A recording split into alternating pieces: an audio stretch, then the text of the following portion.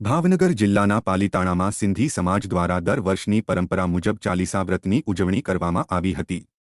પાલીતાણામાં ભગવાન ઝૂલેલાલ મંદિરના દર્શનાર્થે સવારથી ભાવિ ભક્તોની ભીડ જામી હતી। સિંધી સમાજમાં ચાલીસા વ્રતમાં 40 દિવસ દરમિયાન સાત્વિક આચરણ કરીને ઉપવાસ કરવાના હોય છે। ત્યારે ચાલીસા વ્રતના ઉજવણી કરવા માટે ઉડેરો ધામ ઝૂલેલાલ મંદિરથી શોભાયાત્રા વાજતે ગાજતે શેત્રુંજી ડેમ ઉપર જઈને પૂજા અર્ચના કરીને વ્રતનું સમાપન કરાયું હતું।